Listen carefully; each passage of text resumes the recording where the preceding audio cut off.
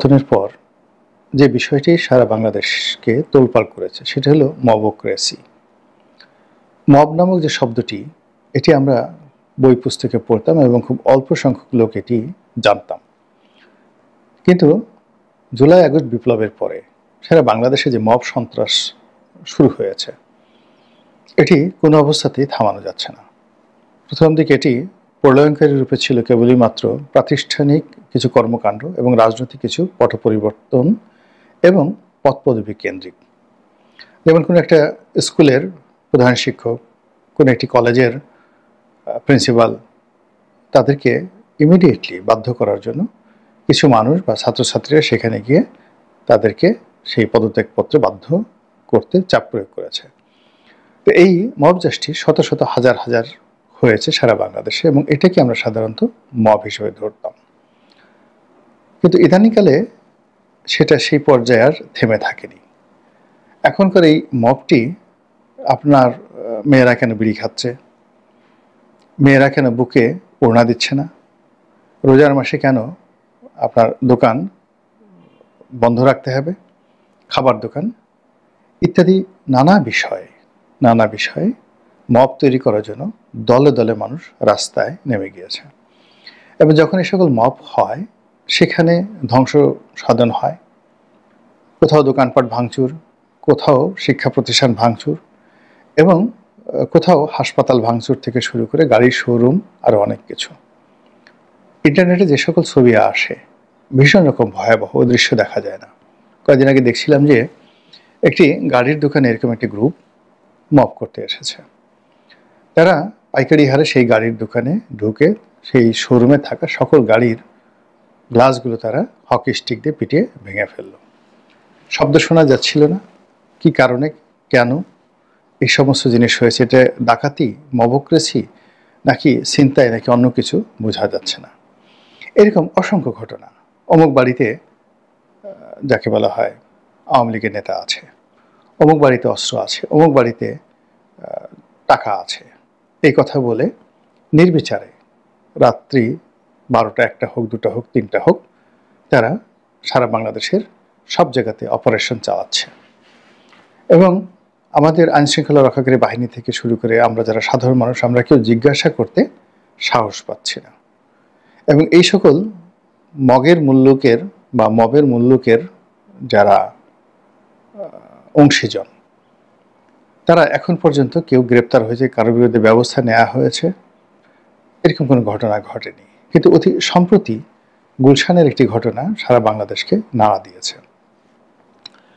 সেই ঘটনাটি হলো সাবেক প্রধানমন্ত্রী শেখ হাসিনার যে রাজনৈতিক উপদেষ্টা ছিলেন ডক্টর এস.টি. ইমাম, প্রশাসনিক উপদেষ্টা, তো খুবই ক্ষমতা সম্পন্ন লোক ছিলেন। তো ওনার সন্তান তানভীর ইমামের স্ত্রী, সাবেক স্ত্রী, তিনি তালাক দিয়ে দিয়েছেন। সেই স্ত্রী আবার অন্য একজন ভদ্রলোককে বিয়ে করেছেন। তো সেই বাড়িটিকে টার্গেট করে এক শ্রেণীর মানুষ মব তৈরি করলো এবং সেই বাড়ি ভাঙচুর করলো, সেই বাড়ির মধ্যে ঢুকে সব কিছু তছনছ করলো। সেই বাড়িতে কি আছে আর কি নাই, কি নিয়ে গেছে আর কি নেয়নি, এগুলো নিয়ে আলোচনা করার কোনো সুযোগ এই মুহূর্তে নেই। সবচেয়ে সৌভাগ্যের বিষয় হলো যে এই মবের সাথে অংশ যারা গ্রহণ করেছে এরকম 3 জন লোককে গ্রেপ্তার করেছে।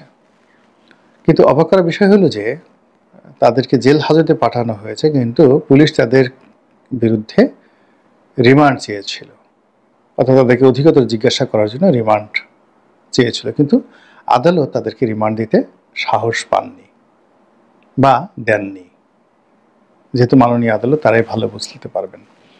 তো তারা এখন জেলে আছেন। আমরা যে ঘটনাটা জেনেছি পরবর্তীতে, সেটি হলো যে ওখানে মূলত যারা গিয়েছেন, এখানে কয়েকটি গ্রুপ কাজ করেছে। ওই বাড়ির একজন কেয়ারটেকার ছিলেন, সাবেক কেয়ারটেকার। তিনি মূলত এই মবের যারা হোতা তাদের সঙ্গে যোগাযোগ করে ওখানে নিয়ে এসেছেন এবং বলেছেন যে এখানে অঢেল টাকা রয়েছে। এই একটা গ্রুপ। আর একটা গ্রুপ বলছে যে ওখানে গুলশান বনানী বাড্ডা এলাকাতে বিএনপির একজন নেতা আছেন, যিনি ওই এলাকার আন্ডারওয়ার্ল্ড নিয়ন্ত্রণ করেন, অনেকেই তার নাম জানেন, সোশ্যাল মিডিয়াতে চলে এসেছে। তো এই ভদ্রলোকের সঙ্গে এই আন্ডারওয়ার্ল্ডের ডন, এবং আগের থেকেই তিনি শক্তিশালী ছিলেন এবং নতুন এই প্রেক্ষাপটে তার ক্ষমতা আরও বহুগুণ বেড়ে গিয়েছে।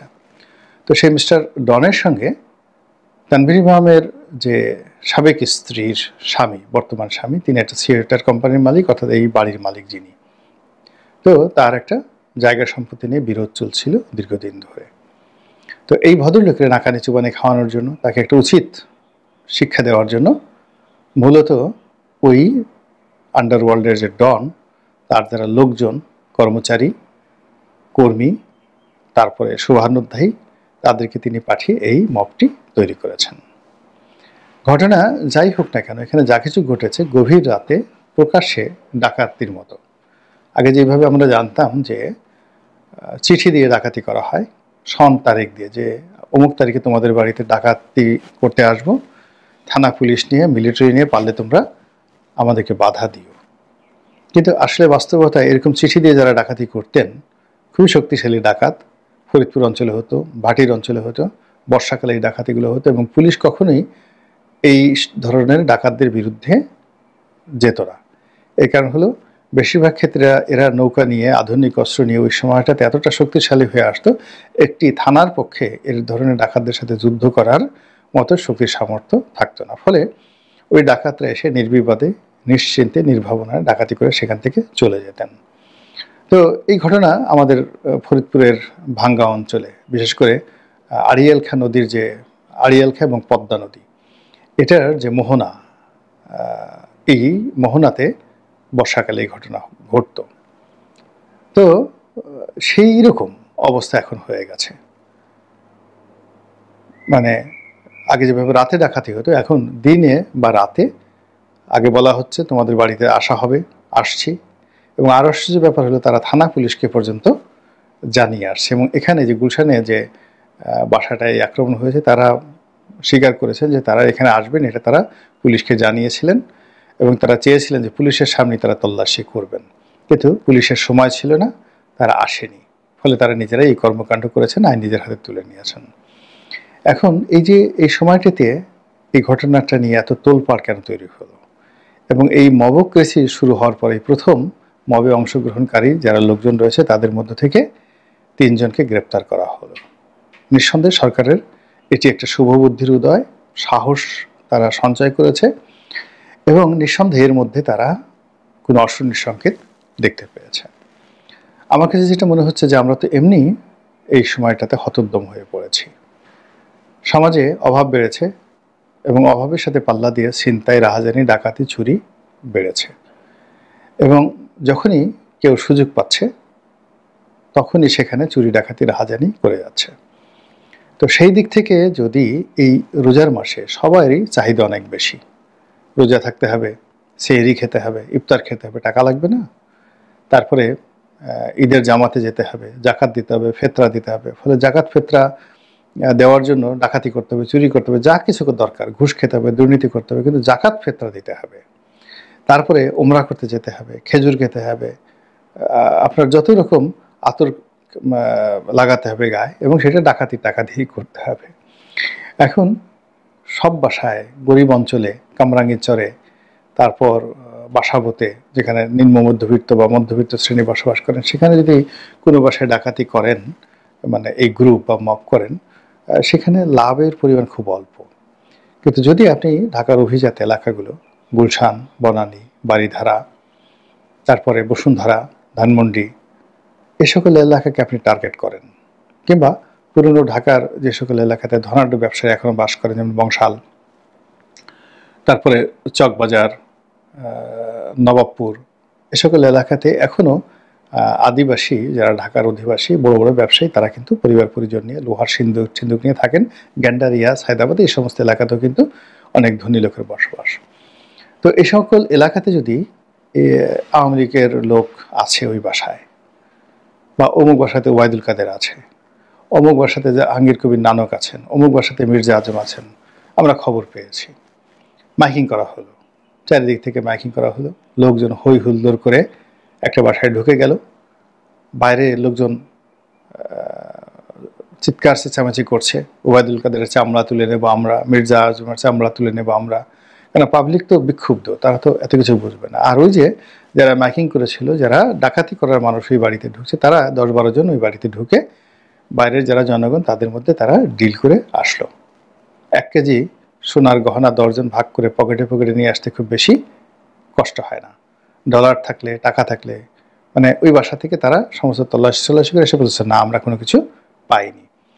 এরকম দিনে দুপুরে যদি মানে এক একটা বাসা, ধানমন্ডির এক একটা বাসা থেকে 1 কোটি টাকাও কেউ এইভাবে ডাকাতি করতে পারে এবং মব সৃষ্টি করে, শুধু কৌশল দরকার। সেই কৌশল তারা যদি করতে পারে এবং করবে, যদি সরকার কঠোর না হয়, তাহলে এভাবে যদি 1 কোটি হয় আর 1000টি বাসা এভাবে টার্গেট তারা করে, 1000 ধনীদের বাসা টার্গেট করে গুলশান, বনানী, ধানমন্ডি থেকে শুরু করে বিভিন্ন এলাকাতে, তাহলে এখানে স্রেফ 1000 কোটি টাকার ব্যবসা এই অল্প কয়েকদিনে।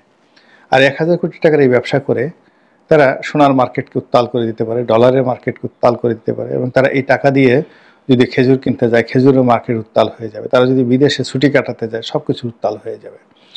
ফলে এই যে আমরা মবের নামে যে ডাকাতির মধ্যে পড়েছি, এই সময়টিতে একমাত্র রাষ্ট্র পারে আমাদেরকে সাহায্য করার জন্য।